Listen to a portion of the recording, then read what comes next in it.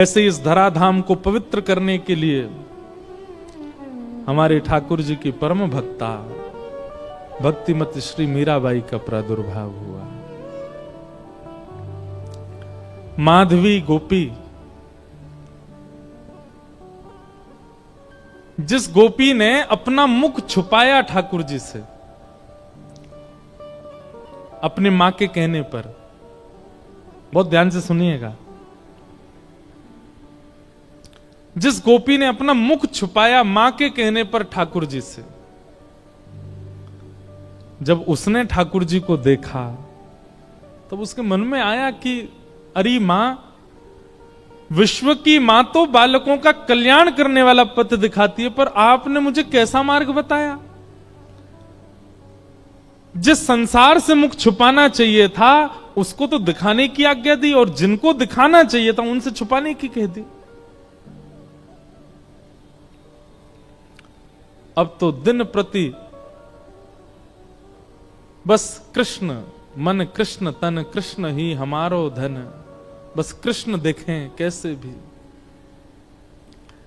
कल थोड़ी कथा में कह चुका था पहले,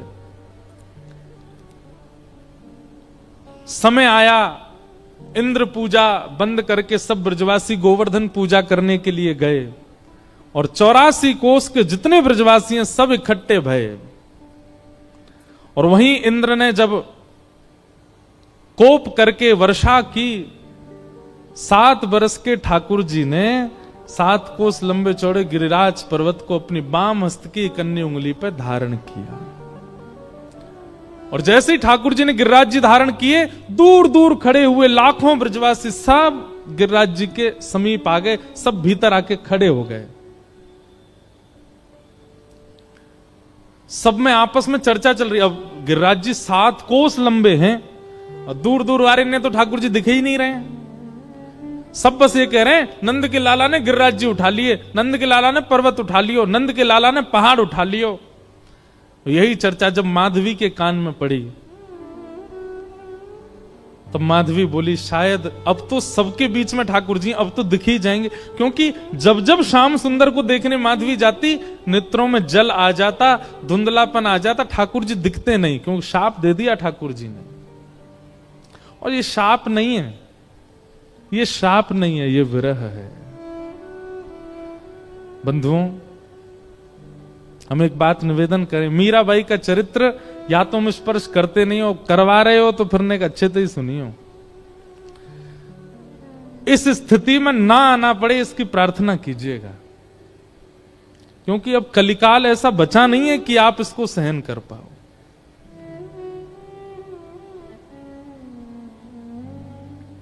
ठाकुर जी दिखते नहीं है मीरा को, माधवी को, लेकिन आज सोचने लगी सबके बीच में ठाकुर जी खड़े, यहां तो मैं छुप के देख ही लूं उनको, शायद दिख जाएं। और अनेक प्रयास करके दूर से जैसे तैसे भीड़ छांटती भई मीरा, माधवी, मीरा उनका कलयुग का नाम, माधवी द्वापर का नाम। माधवी जैसे ही पहुंची, त्रिभंग ललित श्याम सुंदर अपने बाम हस्त की कन्नी उंगली के नख पर गिरिराज जी धारण करके खड़े हैं, अपने दाहिने हस्त से मुरली अधर पर रख करके और कोमल उंगलियों से सुंदर बीच बीच में ध्वनि बजा रहे हैं। नंददास जी उसका वर्णन करते हैं, कान्हा कुंवर के कर पल्लव पर मानो गोवर्धन नृत्य करे, ज्यों ज्यों तान उठत मुरली में त्यों त्यों लालन अधर धरे। मेघ मृदंग मृदंग बजा, मेघ मृदंगी मृदंग बजा में, मेघा को जल यों जो झरे। ग्वाल ताल दे नी को गावे, गायन को जो सुर भरे। देत आशीष सकल ब्रज नारी, नंद दास के तिमिर हरे। कान्हा कुंवर के, ठाकुर जी पता कि महाराज जी, अगर ये नंददास जी को पद देखो, इस पद के अनुसार, बहुत ध्यान से सुनना, हमारे श्री गिरधर लाल जी ऐसे खड़े, ऐसे नहीं, ऐसे, उनके ये चारों भुजाएं ऊपर हैं। तब हमें एक वैष्णव ने बताया, बोले ठाकुर जी कैसे कर रहे हैं पता है? सब ब्रजवासी खड़े हैं और श्री गिरिराज जी ठाकुर जी से कह रहे हैं, हे जय जय, मेरा स्वरूप इतना विशाल है कि मैं महाराज में तो आ ना पाऊंगा, लेकिन आपके हस्तकमल और मेरे हस्तकमल मिले ने, ये 7 दिना तक मेरे संग रास ही कर लो। ठाकुर जी गिरिराज जी के संग रास कर रहे हैं, तो कभी ठाकुर जी ऐसे रहते हैं और फिर नेक ऐसे उछाल के फिर ऐसे ले लें, फिर ऐसे ले लें, फिर ऐसे ले लें, फिर यूं कर लें, कभी यूं कर लें, कभी ऐसे कर लें, मानो बार बार अपनी उंगलियों पर नर्तन करवा रहे हैं श्री गिरिराज जी को ठाकुर जी। अद्भुत छवि है। तभी माधवी पहुंची। जैसे ही ठाकुर जी के समीप पहुंची है, उस स्थान पर पहुंची जहां ठाकुर जी खड़े हैं, जैसे ही नेत्र भर के ठाकुर जी को देखने का प्रयास किया, जल भर आया नेत्रों में। मानो जैसे कोई धुंध आ गई हो, खूब मीड़ रही है, अपनी आंखों को मीड़ मीड़ के लाल कर लिए हैं, लेकिन ठाकुर जी दिख नहीं रहे हैं। आज पीड़ा असहनीय हो गई माधवी की। अर्धरात्रि का समय ठाकुर जी के चरणों से लिपट गई और बोली, मैंने इतना बड़ा अपराध किया कि आप मुझे दिख ही नहीं रहे हो। हे श्याम सुंदर, अब पीड़ा मत दो, अब दिख जाइए, एक क्षण दिख जाइए, आप दिखें और मैं प्राण त्यागूं, बस मुझे और कुछ नहीं चाहिए। ठाकुर जी बोले, माधवी तेने मुझको अपना रूप नहीं दिखायो।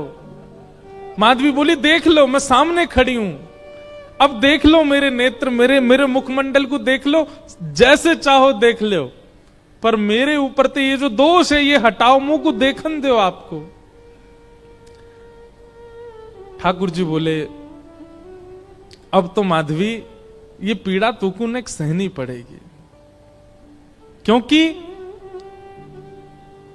वस्तु का मूल्य तब चित्त में ज्यादा बढ़ता है जब वह वस्तु समीप हो पर मिले ना। और प्रेम लक्षणा भक्ति में जितना विरह होगा, जितनी व्याकुलता होगी, जितनी तड़प होगी, उतना वह प्रेम पुलकित होगा, उतना वह प्रेम लक्षणा भक्ति का इत्र महकेगा और दूसरों को महकाएगा। मैं चाहूं आगामी कलिकाल में लोगन के चित्त में श्रद्धा होगी, विश्वास होगो, लेकिन प्रेम नहीं होएगो।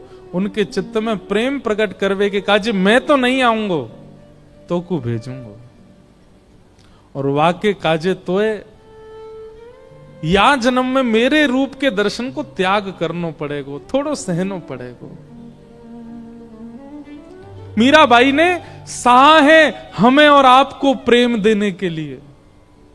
मैं और आप आज जिस प्रेम के मार्ग पर चल रहे हैं, जिस प्रेम की एक बिंदु हमारे ऊपर गिरती है, वह बिंदु के अधिकारी हम मीराबाई की वजह से बने हैं, क्योंकि उन्होंने द्वापर में दर्शन का त्याग किया है। त्याग नहीं, विरह सहा है, वो तड़पी हैं ताकि हमें प्रेम दे सके।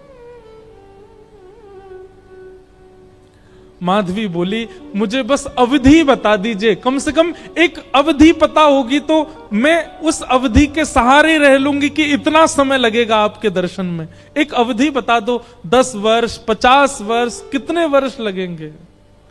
अवधि सुनकर के तो माधवी गिर पड़ी, रोने लगी। ठाकुर जी बोले, 1 युग।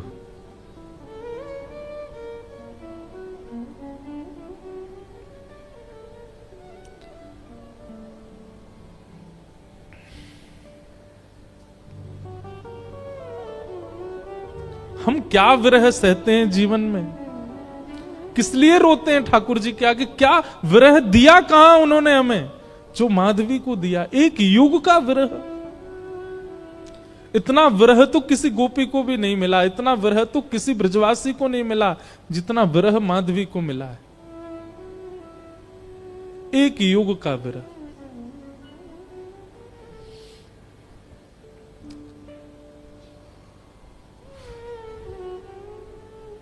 लेकिन क्या करे, प्रतीक्षा के अलावा और कुछ नहीं है जीवन में। चरणों में रोती हुई माधवी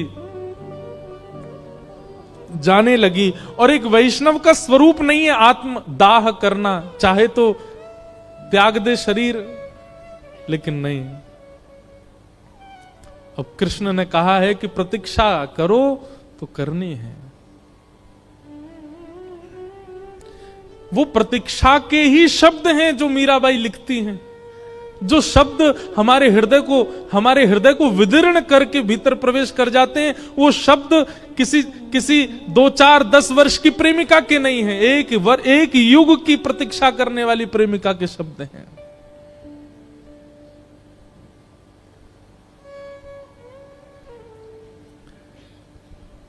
प्रतीक्षा कर रही है और द्वापर युग का विश्राम हुआ, माधवी का पंच भौतिक देह विश्राम हुआ, कलिकाल का प्रारंभ हुआ। और इसी कलिकाल में जैसे गंगा प्रकट होने से पूर्व कहती है कि मुझे धारण करने लायक है कोई पृथ्वी में, तब हिमालय ने अपनी गोद पसारी। ऐसे ही ऐसी प्रेम लक्षणा, ऐसी प्रेम की पराकाष्ठा स्वरूपा वो माधवी, उनको धारण करने वाला कोई वंश है। तब मेड़ता का, राव दूदाजी का परिवार सौभाग्यवंत हुआ और शरद पूर्णिमा के दिन भक्तिमती मीराबाई का प्रादुर्भाव हुआ। वही माधवी कलयुग में मीरा बन करके प्रकट हुई। मीराबाई का वास्तविक नाम मीरा नहीं है, मिहिरा नाम है। जैसे नरसिंह मेहता जी का वास्तविक नाम नृसिंहराम मेहता, ऐसे ही मीराबाई का मूल नाम मिहिरा है। जन्म हुआ राव दूदाजी के कुलीन परिवार में। बाल्यकाल से ही मीराबाई का स्वरूप स्वभाव अन्य बालकों से बिल्कुल भिन्न है। बहुत शांत प्रशांत स्वभाव की हैं। एक चंचल बालक की तरह ऐसी चंचलता, चपलता, चतुरता नहीं है उनके चित्त में। बहुत सरल, छोटी सी बात पर रीझ जाने वाली, मान जाने वाली, प्रसन्न हो जाने वाली मीरा है। राव दूदाजी के घर में मीरा का जन्म होने का कारण यह है, ध्यान से सुनिएगा। एक वैष्णव बालक यदि आपके घर में जन्मेगा, कोई बालक आपका भविष्य में चलकर के वैष्णव होगा, उसके पीछे कारण क्या होगा? राव दूदाजी एक दिन भी बिना हरि चर्चा के व्यतीत नहीं करते। मेड़ता में एक बार को कोई राजा आ जाए, उसके स्वागत सम्मान में कोई कमी हो सकती है, लेकिन मेड़ता में कोई महापुरुष संत आ जाएं, उनके स्वागत के लिए स्वयं राव दूदाजी जाते हैं। और नित्य प्रतिदिन नवीन नवीन संतों का आगमन होता है, अयोध्या से, ब्रजधाम से, द्वारिका से। एक बात कहें बंधुओं, अपने घर के द्वार सबके लिए बंद रखो, पर भगवत भजनानंदी वैष्णवों के लिए कभी नहीं। सदा ऐसा प्रयास करो कि आपके यहां कोई ना कोई आता ही रहे। अगर एक सप्ताह तक कोई ना आवे तो आपके चित्त में चिंता होनी चाहिए कि कोई आया क्यों नहीं। किसी को फोन करके जबरदस्ती टिकट करके बुलाओ, आ जाओ, हमारे घर पर रहो।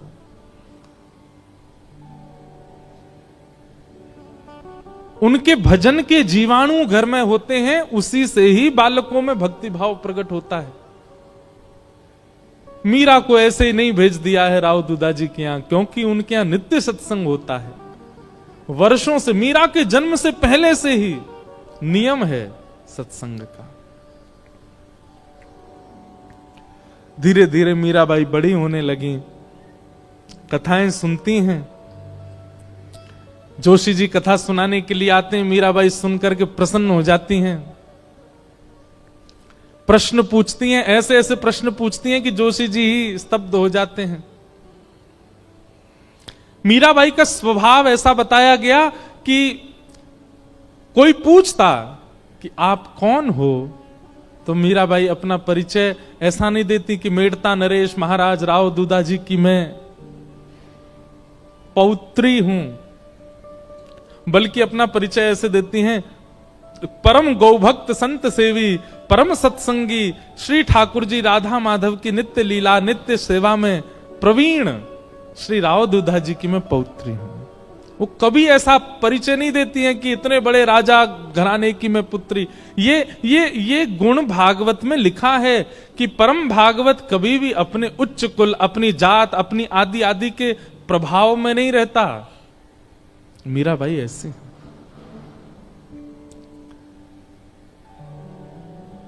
भक्ति के लक्षण तो बचपन से ही हैं।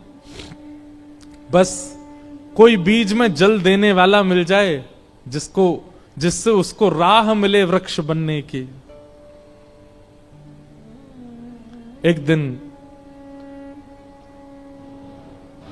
ढोल नगाड़े ताशे बज रहे थे। मीरा दौड़ी दौड़ी अपनी मां के पास गई। मां, ये क्या हो रहा है? कौन सा उत्सव मन रहा है? तो मां ने कहा, मीरा, ये बारात जा रही है, एक लाली का ब्याह हो रहा है, उसका पति जा रहा है अपने परिवार के साथ नाचता गाता हुआ, ब्याह करके उसको अपने घर ले जाएगा। मीरा कहती है,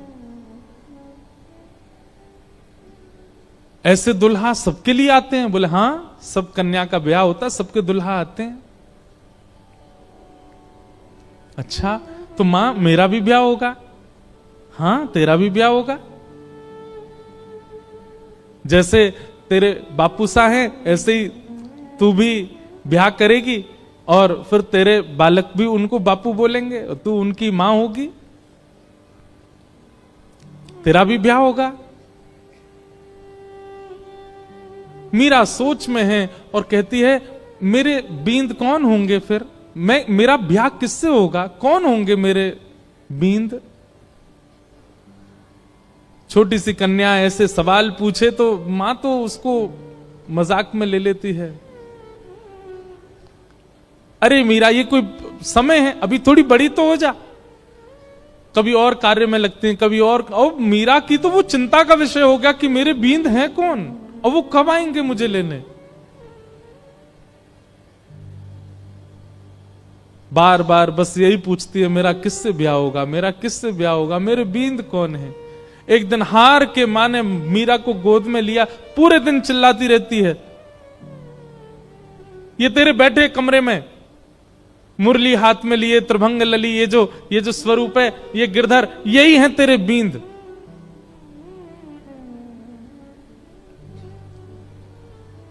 स्वरूप देखा ठाकुर जी का और मां ने कह दिया यही है तेरे बींद। तो मीरा के चित्त में ऐसा विश्वास प्रगाढ़ हो गया कि यही है मेरे बींद और कोई नहीं। अब तो मीरा की स्थिति ऐसी हो गई, वो कक्ष में जब जाती है तो ठाकुर जी की ओर भी बहुत झुकी हुई नजरों से देखती है। ज्यादा मतलब व्यवहार ऐसा करने लगी कि मानो सच में ही ये उसके बींद हैं।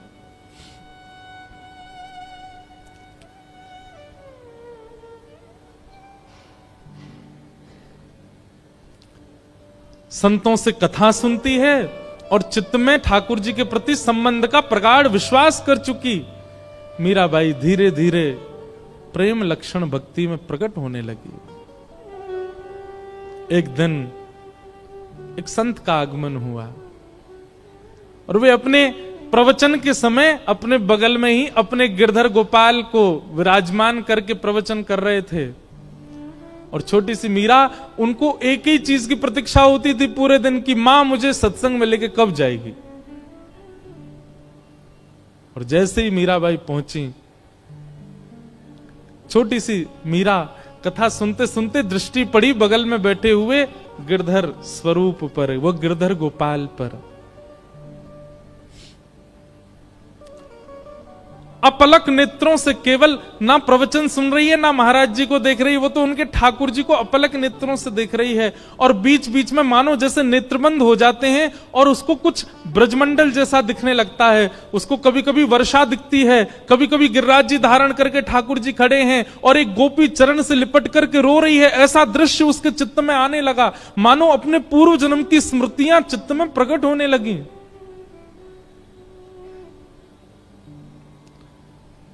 ठाकुर जी ने माधवी से कहा था, एक संत के माध्यम से मैं तेरे पास आऊंगा और मेरी खूब सेवा करना।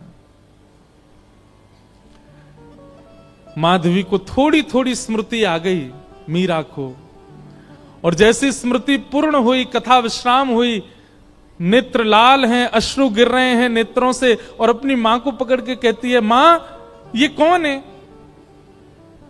मां कहती है, ये महात्मा है, कथा सुना रहे हैं, साधु जी हैं। नहीं, ये नहीं, इनके बगल में जो बैठे हैं वो कौन है?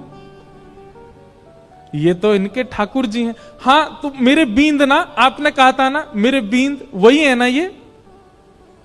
हंस गई मां, अरे मीरा, हाँ वही हैं।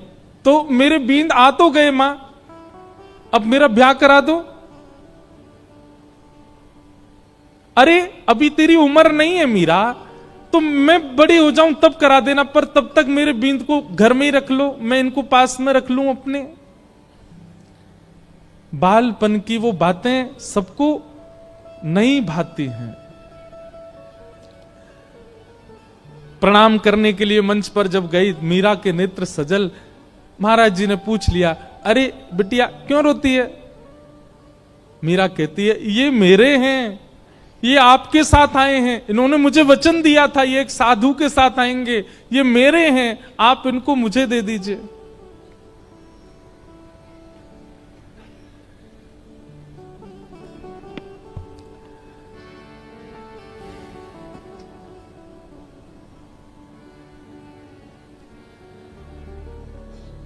ये मेरे हैं।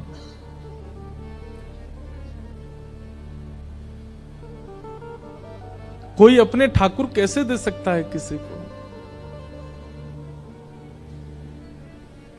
और वो भी पूजा के ठाकुर जी हो तो दिए भी जाएं, लेकिन जिनसे स्नेह प्रेम के लाड़ के ठाकुर जी, वो किसको कैसे मिल जाएंगे?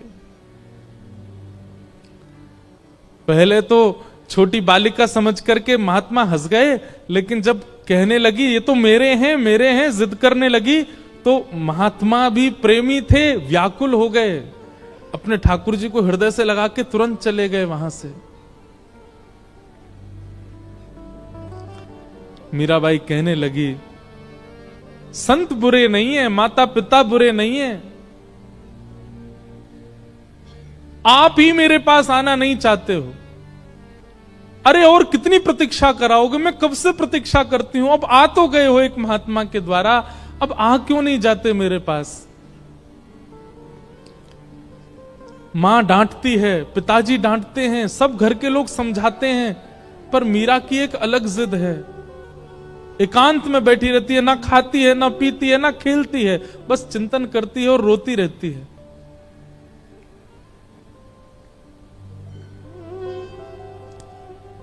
प्रतिज्ञा ले ली, मैं अन्न नहीं खाऊंगी, अब मैं प्रयास नहीं करूंगी कि आप आओ मेरे पास, मैं प्रयास नहीं करूंगी कि मैं आपको लाऊं, आपको खुद आना पड़ेगा, मेरी प्रतीक्षा बहुत हो चुकी है।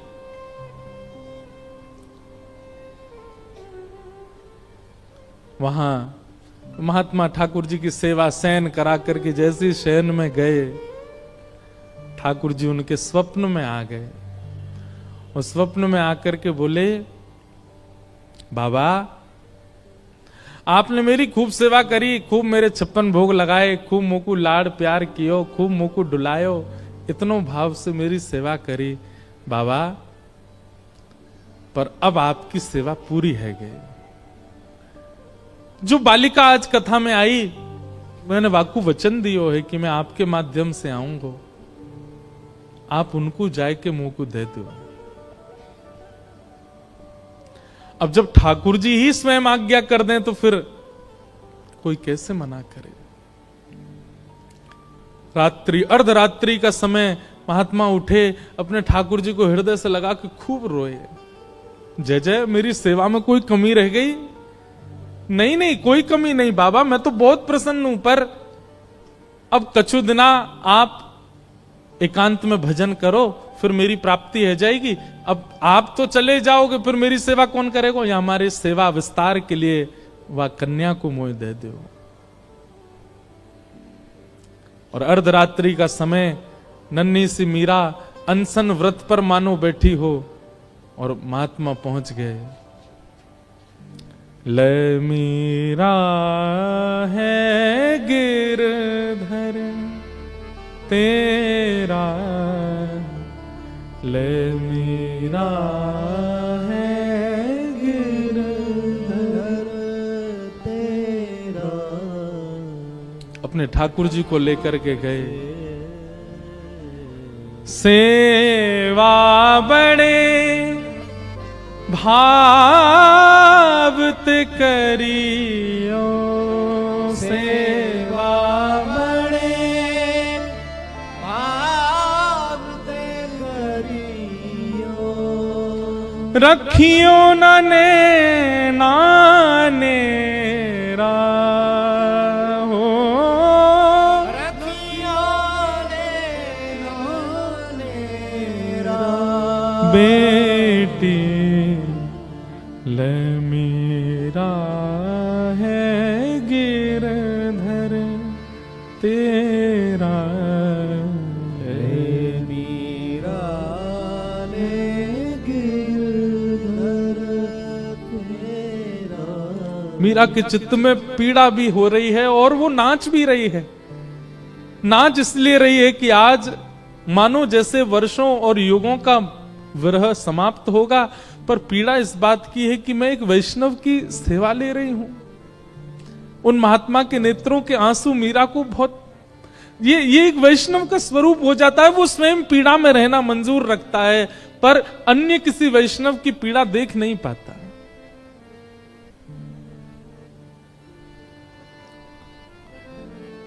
सो ही सुहागन प्रिय जाहिरी जे, सोई सुहागन प्रिय जाहिरी जे। तू सुहागन है बेटी। ये पहले मुझसे रीझे थे, मेरे पास आए, लेकिन अब ये तो से रीझ गए हैं। मैं अपनी तरफ से नहीं दे रहा हूं, ठाकुर जी ने आके मुझे आज्ञा दी है कि वो तोते सेवा कराना चाहें। सो ही सुहागन। बंधुओं, इस पंक्ति को नित्य गाया कीजिए। अपने ठाकुर जी को देखते हैं जब मंदिर में विराजमान, आप कितने सौभाग्यशाली हो, ठाकुर जी आपसे सेवा करा रहे हैं। उनके प्रति पाषाण बुद्धि मत रखा कीजिए।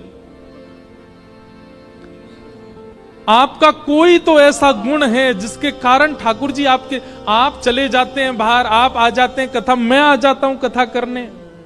हमारे ठाकुर जी कक्ष में बैठे रहेंगे, खड़े रहेंगे, जैसे सुलाओगे सो जाएंगे, जहां बैठाओगे बैठ जाएंगे, जो खिलाओगे पालेंगे। अपनी कोई इच्छा इतनी, अपने जिनको हम अपना कहते हैं पत्नी बच्चे, वे भी लड़ लेते हैं कि हमें ये चाहिए, पर हमारे ठाकुर जी कभी नहीं लड़ते। आप पीली पोशाक पहना दो राजी, आप लाल पोशाक पहना दो राजी, आप दाल चावल खिला दो राजी, आप कढ़ी चावल पवा दो राजी, कुछ नहीं दूध का भोग लगा दो राजी। इसी को तो प्रेम कहते हैं, जो आपके द्वारा प्रस्तुत की गई हर वस्तु को सिर से लगा के स्वीकार करे। यही तो प्रेमी का लक्षण है। विश्व में असली प्रेमी यदि कोई है तो वो श्याम सुंदर है। आपकी हर वस्तु को सहर्ष स्वीकार करते हैं, किसी में नोक झोंक नहीं कभी भी।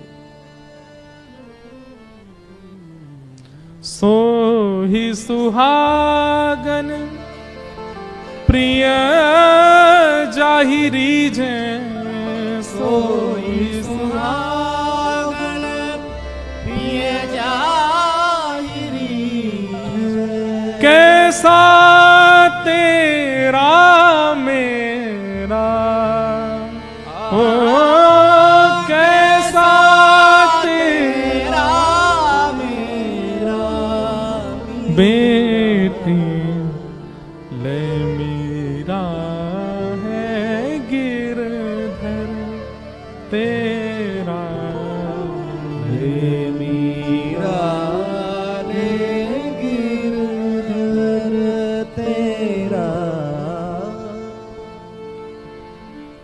मीराबाई को ठाकुर जी दे दिए हैं।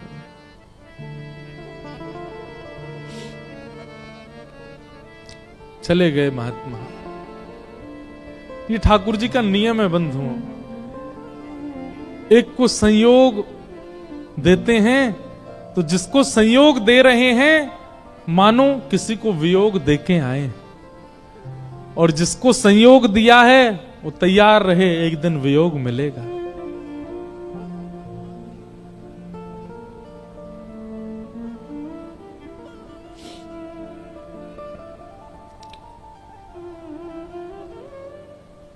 इसीलिए हमारे अष्ट सखा कहते हैं, यह धन धर्म ही ते पायो, यह धन धर्म ही ते पायो, नी के राख यशोदा मैया, नी के राख, हम सब यशोदा हैं, यशोदा मैया, नारायण घर आयो, नारायण घर आयो, यह धन धर्म ही ते पायो। अब तो मीरा बस आनंद में रहती है, प्रसन्न रहती है, झूमती रहती है, मानो अब इससे बड़ा सुख उनके जीवन में और कुछ नहीं है, आनंद है। और तभी मैं बहुत सूक्ष्म सूक्ष्म मुख्य मुख्य भाव सुना रहा हूं। बस एक अवस्था हो गई मीराबाई की, प्रेम तो चित्त में खूब है, परंतु एक संकट का एक मानो बादल मंडरा रहा था मीराबाई के ऊपर। क्यों? अब मां, पिता, घर के सब बड़े सदस्य और राव दूदाजी तो पधार चुके हैं। मीरा बहुत रोई जब दादाजी गए, क्योंकि वही थे जो भक्ति मार्ग में लेके आए मीरा को। संकट इस बात का है कि अब सब चर्चा करते हैं कि मीरा का ब्याह करो। एक दिन मीरा अपनी मां से लड़ने लगी, मां आप मेरा किससे ब्याह कर रही हैं? अरे मेवाड़ के राजा, मेवाड़ के राजकुमार राजा भोज, तुम जानती हो उनका पराक्रम, तुम जानती हो उनका बल, तुम जानती हो उनका ऐश्वर्य। अपनी मां से मीरा कहती है, तो फिर ये कौन है जिनको बचपन में आपने मेरा बींद बताया था? अरे बालापन की बात है, बचपन में ऐसी तू जिद कर रही थी इसलिए बोला। बोले मां आपने तो ऐसे ही बोल दिया, परंतु मैं तो चित्त में घर करके बैठी हूं कि यही मेरे बींद हैं, और मेरा स्वभाव व्यवहार सब कुछ वैसा ही है।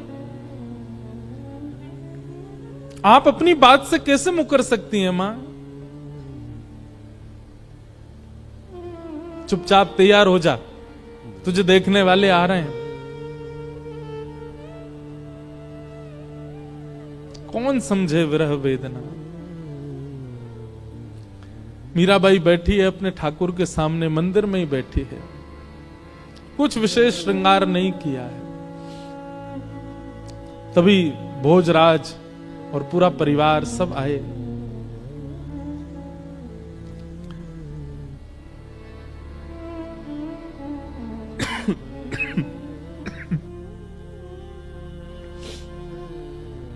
इच्छा प्रकट की कि एकांत में मीरा से बात करना चाहते हैं।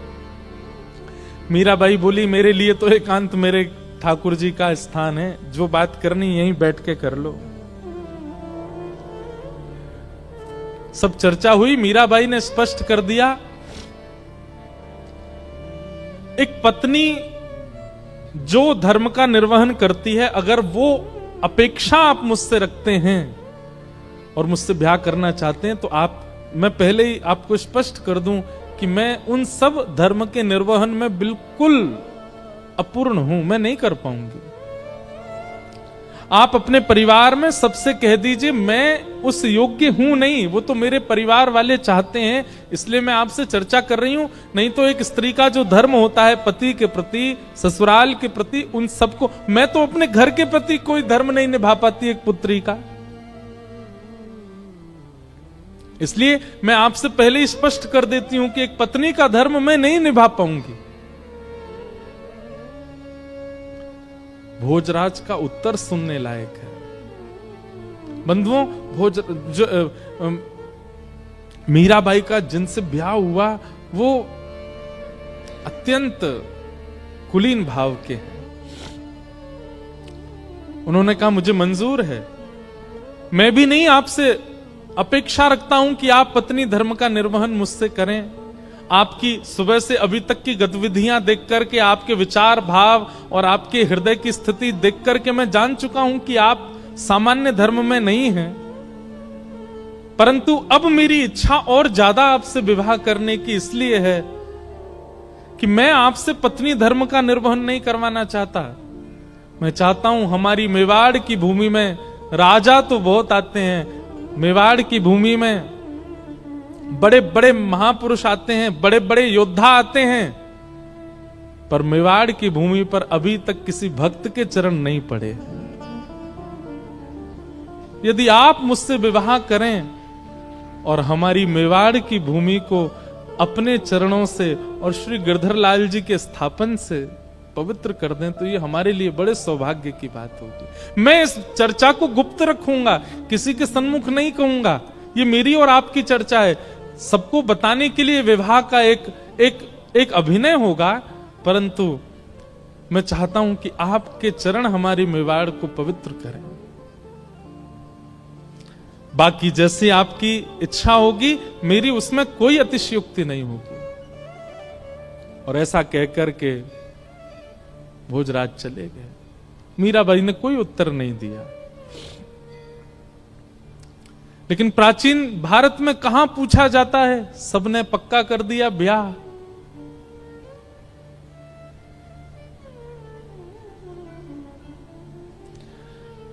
मीराबाई एक संत से जाके कहती है कि कभी अगर हृदय में बहुत वेदना होती हो और अपने प्रियतम को बतानी हो तो उसके लिए कोई उपाय है? तब एक संत ने कहा तुम पत्र लिखा करो और वृंदावन जाने वाले किसी व्यक्ति के हाथ वो पत्र भेज दिया करो।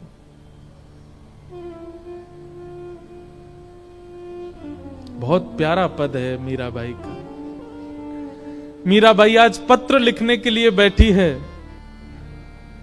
और पूरे कक्ष में केवल खाली पत्र पड़े हैं, लिख नहीं पा रही है। बार बार एक एक पन्ना फाड़ती है, फिर कुछ लिखती है और लिख करके फिर उसको फेंक देती, फिर दोबारा लिखती है, फिर फेंक देती, फिर लिखती है। किसी ने आकर के कहा मीरा ये क्या करती है तू, इतने पत्र पड़े, ये सब क्या है?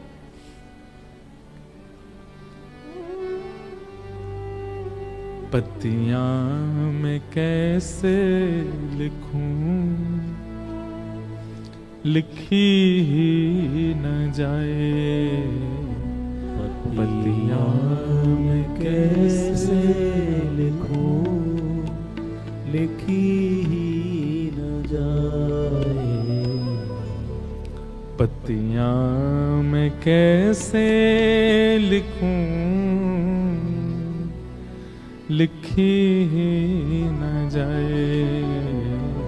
पत्तियां मैं कैसे लिखूं, लिखी ही न जाए। क्यों? कलम धरत मेरो कर कांपत है, कलम धरत मेरो कर कांपत है। कलम धरत मेरो कर कांपत है। कलम धरत मेरो कर कांपत है। मीराबाई कहती है मैं लिखने के लिए बैठती हूं, पहले तो शब्द याद नहीं आते और जैसे तैसे अपनी स्थिति, बंधुओं एक बात याद रखिएगा, विरह की स्थिति शब्द बयां नहीं कर सकते। वो शब्द नहीं बता सकते कि आपकी स्थिति कैसी है। आप कितना भी प्रयास कीजिए बोलने का, बताने का, नहीं बता पाओगे, क्योंकि विरह प्रेम शब्द की इतनी क्षमता नहीं कि वो आपका विरह प्रेम प्रकट कर सके। लेकिन मीराबाई कहती है जैसे तैसे मैं लिखने का प्रयास भी करती हूं। कलम धरत मेरो कर कांपत है, कलम धरत मेरो कर कांपत है, नैन रहे हैं झराए, ओ नैन रहे झराए। और जैसे तैसे लिख भी देती हूं तो इतने नेत्रों से अश्रु गिरते हैं कि जो लिखा सब बह जाता है। पतियां मैं कैसे लिखूं, लिखी ही न जाए, पतियां मैं कैसे लिखूं, लिखी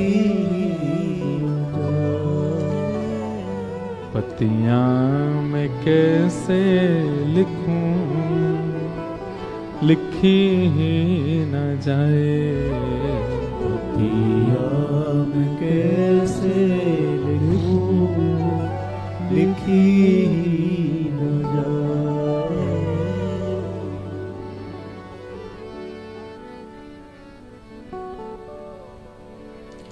मीराबाई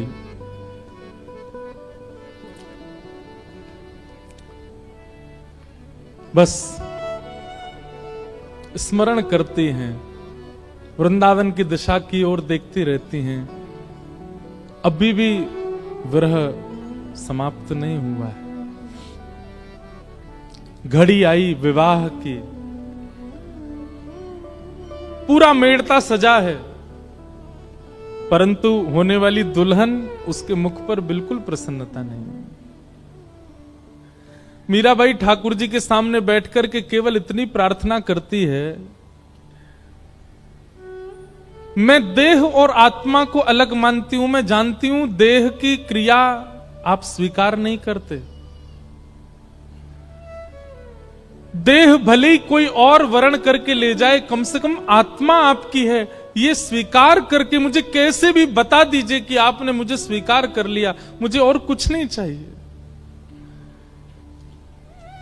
अन्य से देह का विवाह हो, उससे पहले पहले आत्मा का आपसे विवाह हो जाए। हे ठाकुर जी, मैं और कुछ नहीं मांगती आपसे।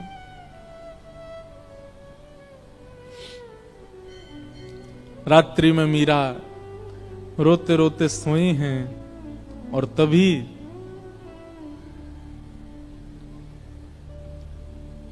स्वप्न में श्री ठाकुर जी पधारे और मीराबाई के साथ स्वप्न में ही विवाह संपन्न हो गया। ठाकुर जी ने विवाह किया।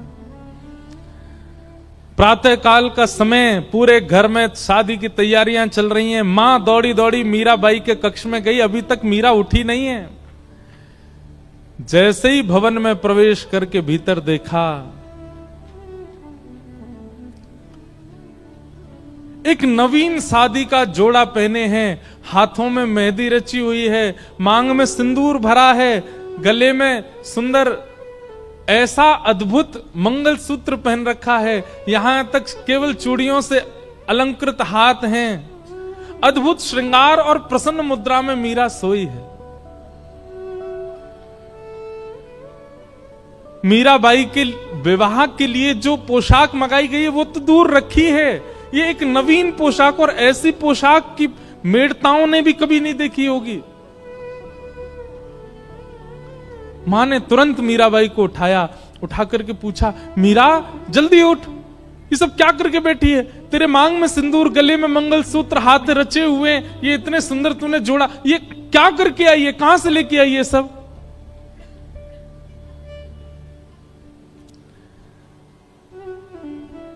मीराबाई जोर से हंसी, अपना मां का हाथ पकड़ के कहती है, मां माई सपनानु वरना दीनानाथ दीनानाथ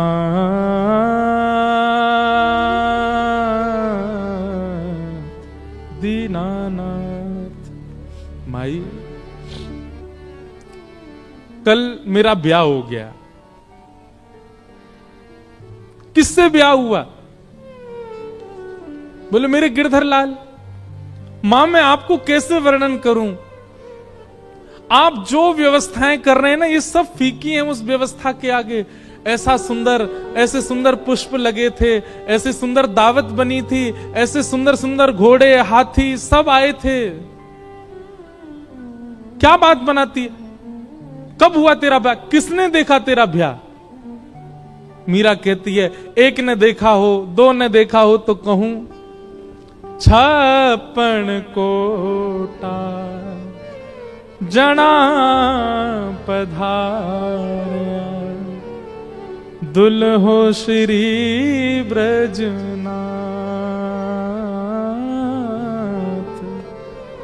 दुल्हो श्री ब्रजनाथ। मां 56 करोड़ बराती आए थे। सब देवी देवता, ब्रह्मा, शिव, रुद्र, सनकादि सब आए थे मेरे ब्याह में।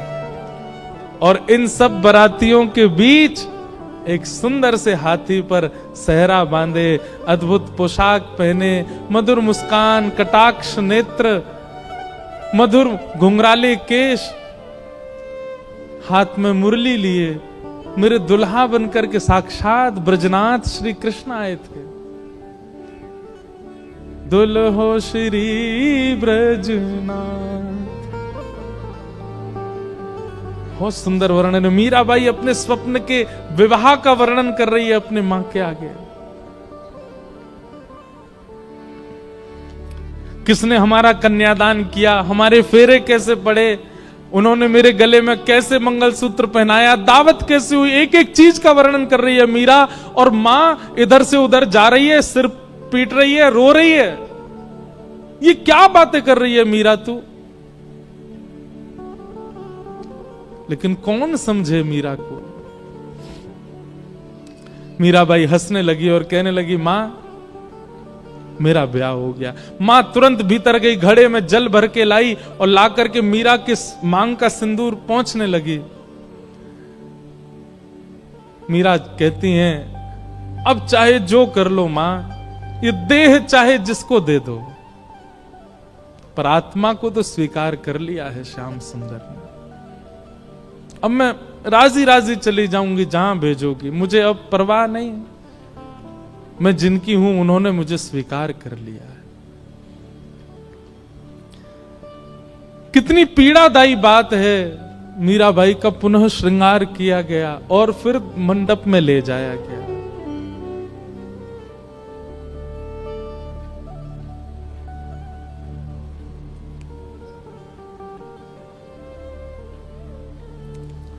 रो तो रही हैं, लेकिन किसको समझाएं, कोई समझ नहीं रहा है। और फिर विवाह हुआ। और विवाह के बाद जब मेवाड़ को जाने लगी मीराबाई, अपनी मां से जाकर के केवल कहा, मां ने कहा तेरे लिए मैंने ये दे दिया, इतने बक्से दिए हैं, इतने सोने चांदी हीरे जवाहरात आदि आदि सब भेज रही हूं, बिल्कुल परेशान मत रही हो। मीराबाई कहती हैं, सब रख लो, बस मेरे गिरधर लाल दे दो, उनको लेके चली जाऊंगी, मुझे इन सब की आवश्यकता नहीं। एक अश्रु बिंद नहीं है मीरा के नेत्रों में विदाई के समय। अपने ठाकुर जी को गोद में ले रही है, सब देख रहे हैं मीरा को, रो रहे हैं, पर मीरा केवल अपने ठाकुर जी को निहार रही हैं, नेत्र नीचे करके।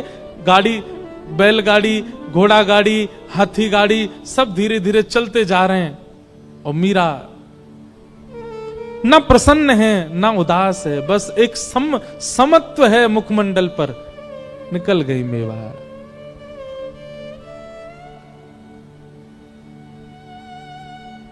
मीरा का प्रेम कौन कह सकता है?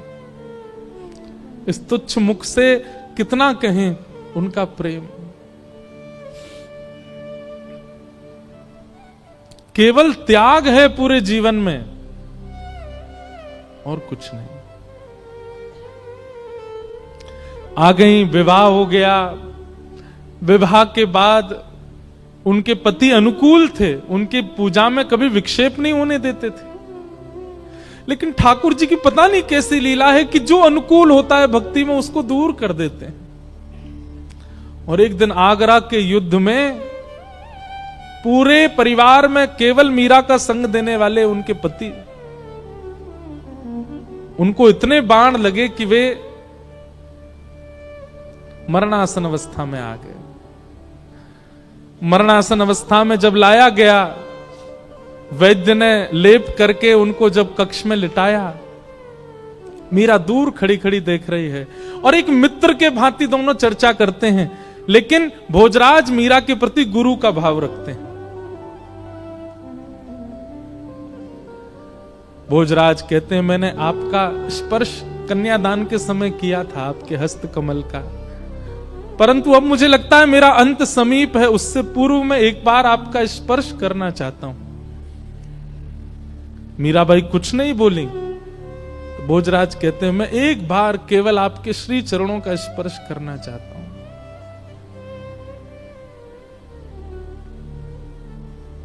ठाकुर जी के पास गई, अपने गिरधर गोपाल की प्रसादी माला लेकर के आई और भोजराज के गले में पहनाई और अपना हस्त कमल उनके शीश पर फेरती हैं मीरा।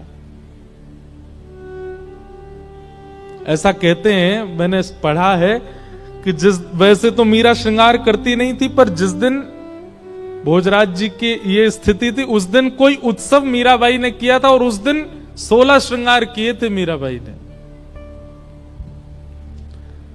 और उस श्रृंगार के रूप में मीराबाई को देखते देखते देखते मानो जैसे उनके पति को साक्षात युगल ही एक रूप में हो, ऐसा दिखने लगा। और उनके पति अपने प्राण त्याग देते हैं।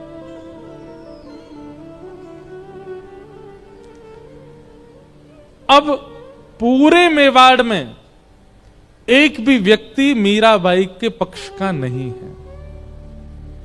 ऐसा सुनने में आता, उनके ससुर जी भी पक्ष में थे, वे भी चले गए और कोई पक्ष का नहीं है, सब विपक्षी हैं।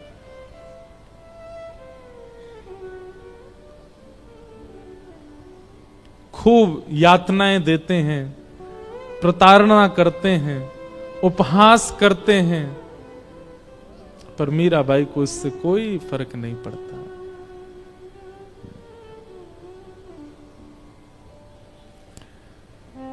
एक बार जब वैद्य को विष बना करके देना पड़ा और मीराबाई चरणामृत समझ के पी गई, कुछ हुआ नहीं, तब उसी वैद्य को 2 बूंद पिला दी गई राणा के द्वारा, मर गया वो वैद्य। तब मीराबाई के चित्त को क्षोभ हुआ कि मुझ तक पीड़ा रहे मैं सह लूं, पर मेरे अलावा किसी और को मिले ये मैं सहन नहीं कर सकती। गोस्वामी तुलसीदास जी को पत्र लिख करके मीराबाई ने अब पूछा, क्या करूं? तब गोस्वामी जी ने आज्ञा की कि अब ऐसों का त्याग करो जो हरि विमुख है। और मीराबाई मेवाड़ से अभी वृंदावन नहीं गई, मेड़ता गई, और फिर मेड़ता से वृंदावन मीराबाई बहुत विलंब से गए, क्योंकि वृंदावन उनके रोम रोम में बसता है, वृंदावन उनके हृदय में बसता है, वृंदावन उनके चित्त में बसता है। आगे लीला में मीराबाई वृंदावन गई और फिर वृंदावन में कैसे उनको निकुंज का, रास का दर्शन हुआ, वो सब लीला हम सुनेंगे। आइए मीराबाई के इस सुंदर भाव को यहीं विश्राम देते हैं और फिर आगे का प्रसंग हम सुनेंगे। गिरधर जन्म मरण रासा थे। गिरधर जन्म मरण साथी, गिरधर जन्म मरण साथी। मीराबाई जन्म मरण साथी, होया नाय बिस्तरू में दिन राती, होया नाय बिस्तरू में दिन राती, होया नाय बिस्तरू में दिन राती, होया नाय बिस्तरू में दिन राती। गिरधर जन्म मरण साथी, गिरधर जन्म मरण साथी, गिरधर जन्म मरण साथी। गिरधर जन्म मरण साथी। ओ पल पल पिय को रूप निहारूं, निरख निरख सुख पाती, पल पल पिए को रूप निहारो, निरख निरख सुख पाती। पल पल पिय को रूप निहारूं, निरख निरख सुख पाती, पल पल पिए को रूप निहारो, निरख निरख सुख पाती। ऊंचे चढ़ चढ़ पंथ निहारूं, ऊंचे चढ़ चढ़ पंथ निहारो, ऊंचे चढ़ चढ़ पंथ निहारूं, ऊंचे चढ़ चढ़ पंथ निहारो, रोए रोए अखियां प्यासी। गिरधर जन्म मरण साथी, गिरधर जन्म मरण साथी, गिरधर जन्म मरण साथी। गिरधर जन्म मरण साथी। मीराबाई कहते हैं, ओ इनके बिन मोहे सलना परत है, जानत मेरी छाती, इनके बिन मोहे सलना परत है, जानत मेरी छाती। इनके बिन मोहे सलना परत है, जानत मेरी छाती, इनके बिन मोहे सलना परत है, जानत मेरी छाती। दोए कर जोड़ा रज करूं छूं, दोए कर जोड़ा रज करूं छूं, दोए कर जोड़ा रज करूं छूं, दोए कर जोड़ा रज करूं छूं। सुन ली जो मारी बात। गिरधर जन्म मरण साथी, गिरधर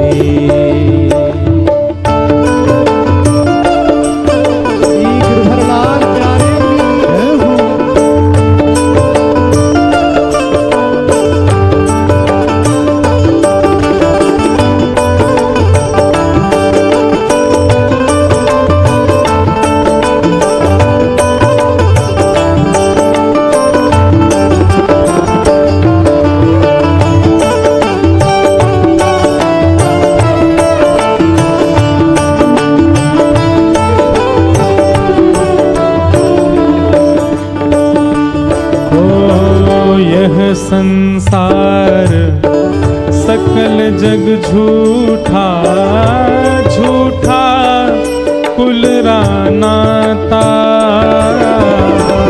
ये संसार सकल जग झूठा झूठा कुल रानाता। यह संसार सकल जग झूठा झूठा कुल रानाता। ये संसार सकल जग झूठा झूठा कुल रानाता। मीरा के प्रभु गिरधर नागर। मीरा के प्रभु गिरधर नागर। मीरा के प्रभु नटवर नागर। मीरा के प्रभु नटवर नागर।